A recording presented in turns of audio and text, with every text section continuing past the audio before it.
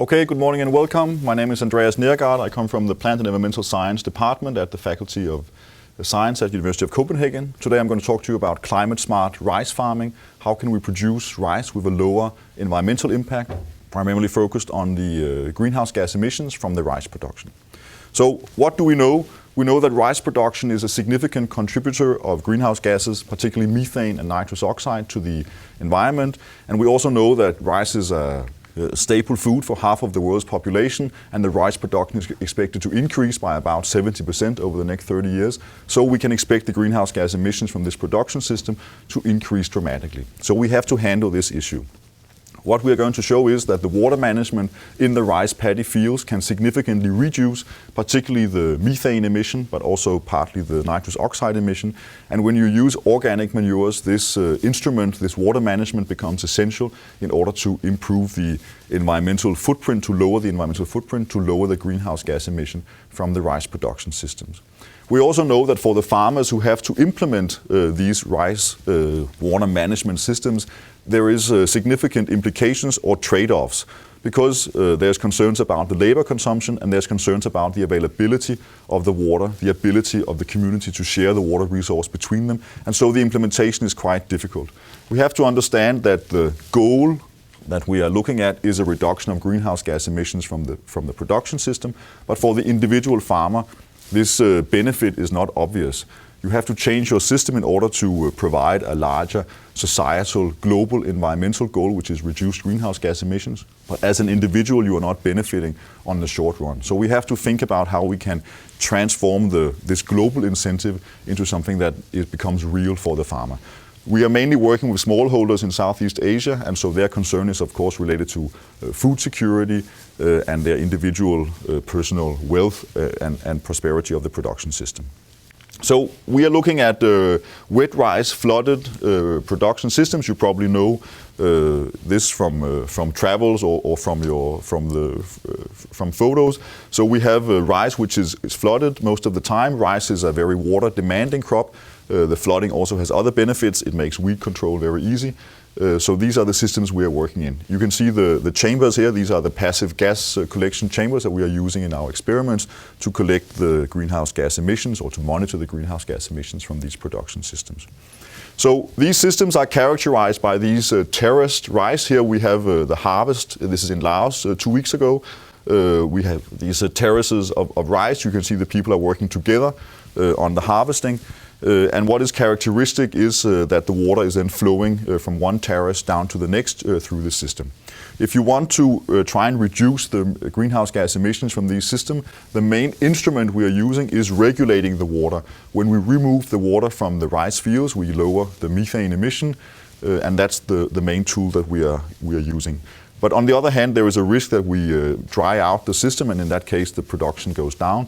So the farmers use these small inserted tubes to regulate, to see how deep the water is below the soil surface, and then they reflood the system in order to ensure enough water for the rice plants. So the mechanisms we are looking at are related to the metabolism in the soil. When we have a completely flooded rice system, we have organic matter which is only partially oxidized, and as a result we have production of methane which is released through the rice stem actually. We have also some reduction of the nitrate in the system, which is then fully reduced to N2, which is then released, but N2 is not a greenhouse gas, so we don't have to worry about that. So the methane is a concern in the flooded system. When we then drain the system, we get to a semi-flooded system. So we have not fully anoxic conditions, not fully oxygen availability in the system. And so we have only a partial reduction of the nitrate to N2O, which is a powerful greenhouse gas. On the other hand, the methane is oxidized in the upper layer of the soil where there's oxygen available. So that is converted to CO2. And then in the completely dry system, like we would know it from a Danish soil, most Danish agricultural soils, you have then just oxidation to nitrate, oxidation to CO2, and so no major greenhouse gas concerns from this metabolism. So in order to reduce the emissions, we move from this system across the semi-wet system to the dry system and back several times during the season. The problem is if we are staying over here, then the rice is suffering from no water, and so we reduce the yield. The other issue is when we move from here to here, we go through the N2O window, and that has a risk of increasing the nitrous oxide emission. So the conditions that are favorable for high greenhouse gas emissions are the full anaerobic conditions, a high concentration of organic matter, nitrate availability, and anaerobic bacterial activity. Nitrous oxide is a much stronger greenhouse gas than CO2, and methane is a slightly stronger greenhouse gas. So even a small increment in the N2O emission is a real threat to the benefit, you can say, of the system. So in a series of trials here, we compare the flooded soils with the system which is periodically drained. We have a control treatment with no mineral or organic fertilizer, one with an organic fertilizer, one with a combination of mineral and organic fertilizer. And we can see that there's a small but significant reduction in the total greenhouse gas emission from the non-fertilized system. And when we add fertilizers, we have a much stronger emission and also a much stronger reduction potential. So when we use these organic fertilizers, we have really a large window to work with where we can really benefit the system. We can see the nitrous oxide emission is slightly higher in the drain system because we move through this window I talked about before, but this is well compensated by the large methane emission reduction. Here in another experiment, we compare the drained fields, which are the white ones, with the flooded fields, which are the black ones. And when we look at the non-fertilized system, there is a small methane emission benefit by going from the flooded to the drain system. But when we add, in this case, manure, so animal manure as a fertilizer, we can see that the peak methane emission is much higher, and so the reduction potential by this water management is very large. So the conclusion is that if we start to use fertilizers in the systems, particularly organic fertilizers, it becomes essential that we start to manage the water as well. Otherwise, we are creating a methane bomb in Southeast Asia that is going to increase the greenhouse gas loading from these systems dramatically.